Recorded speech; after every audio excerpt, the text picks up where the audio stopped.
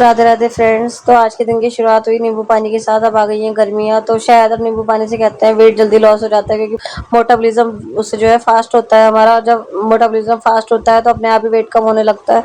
तो मैंने सोचा ट्राई कर लेते हैं अभी। वैसे तो मैं पहले भी ट्राई कर चुकी हूँ, हल्का फुल्का ही फर्क पड़ता है, बाकी तो सारा हमारा जो है डाइट का और एक्सरसाइज का ही खेल है। फिर लगा लिया है फेस पे थोड़ा सा दही और बेसन, क्योंकि फेस हो रहा था बहुत ज़्यादा टैनिंग हो रही थी, गर्मी आ गई है बहुत ज़्यादा। और यूपी साइड में आपको बताइए कितनी भयंकर धूप होती है।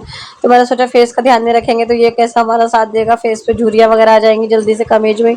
तो घरेलू नुस्खे थोड़े बहुत करते रहना चाहिए, या तो मुल्तानी मिट्टी लगा लो या बेसन दही कुछ भी लगा लो। चावल का आटा भी बहुत अच्छा काम करता है अगर उससे आप स्क्रबिंग करें तो। मेरी बेटी कह रही थी मम्मी आप भूत लग रही हो, भूत लग रही हो, उसे डर लग रहा था। मैंने उसे समझाया कि बेटा नहीं भूत नहीं है, देखिए कितना फेस पे ग्लो आया है। कल लगाऊंगी बालों में मेहंदी, क्योंकि परसों जाना है एक शादी में। मैंने सोचा पहले आज फेस का कर लेते थोड़ा बहुत ट्रीटमेंट, फिर कल बालों का करेंगे।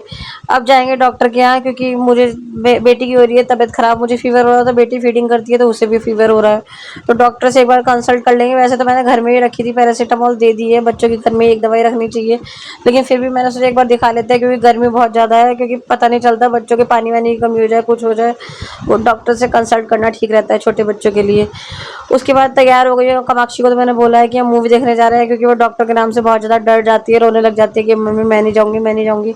मेरी बेटी बिल्कुल मुझ पे गई है, मुझे भी मेडिसिन वगैरह खाने में बहुत ज़्यादा दिक्कत होती है, वॉमिटिंग आती है और उससे भी बहुत ज़्यादा आती है, लेकिन क्या करूँ, मैं तो बड़ी हूँ, मैं समझा के खुद को खा ही लेती हूँ, लेकिन वो बच्चा है उसे बहुत ज़्यादा दिक्कत होती है। गर्मी है बहुत ज़्यादा, ज़्यादा मेकअप तो मैंने किया नहीं है, फेस पे बस थोड़ा सा सनस्क्रीन और बिंदी लिपस्टिक और सिंदूर, यही चीज़ें लगाती हूँ नॉर्मल रूटीन में। ये जरा सा व्हाइट टोन लगा देती हूँ ताकि पसीना कम आए। वैसे तो इस तिलमिलाती धूप में कहीं भी जाने का मन है नहीं, लेकिन डॉक्टर के यहाँ तो जाना ही पड़ता है। और वो डॉक्टर जो है नवनीत गर्ग शाम के टाइम बैठते नहीं है, वो दोपहर में ही बैठते हैं, इसलिए अभी जाना जरूरी है। फ्रेंड्स, जो भी मैं ब्लॉग बनाती हूँ और लोगों को मैंने देखा है काफ़ी तरह के काफ़ी अलग तरीके से बोलते हैं, लेकिन मैं जो करती हूँ मैं वही बोलती हूँ, मैं किसी को कॉपी नहीं करना चाहती। अब हो गए रेडी, निकल गए फटाफट से बाजार के लिए। देखिए कितनी ज़्यादा भयंकर धूप हो रही है, ट्रैफिक भी इतना है, क्योंकि लोग बेचारे काम करना तो नहीं छोड़ सकते, चाहे धूप हो चाहे ठंड हो। जैसे हम लेडीज़ को अपने घर का काम करना ज़रूरी होता है, रोज़ झाड़ू पोछा बर्तन कपड़े, ऐसे इन जेंट्स को भी कमाने जाना ज़रूरी होता है, चाहे धूप हो चाहे कुछ हो, अगर जाना है तो जाना है। बातें करते करते हम पहुंच गए संजीवनी हॉस्पिटल। इनकी जो वाइफ है ये है लेडी डॉक्टर काफ़ी अच्छी, और ये बेबी के डॉक्टर है, मतलब बाल रोग विशेषज्ञ।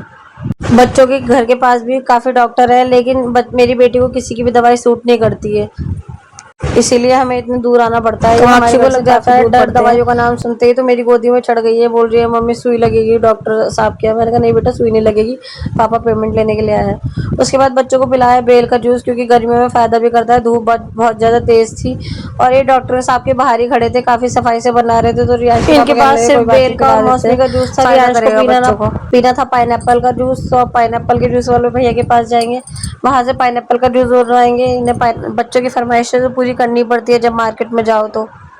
और वैसे भी मेरा और रियांश के पापा का मानना है कि बाहर की चीज़ भले ही ना खिलाओ, लेकिन जूस वगैरह में कोई दिक्कत नहीं है, क्योंकि वो हम अपने सामने बनवा रहे हैं और अच्छे से साफ सफाई से बन रहा है। दोनों बच्चों को पिलाया पाइनएप्पल का जूस। अब जाएंगे घर।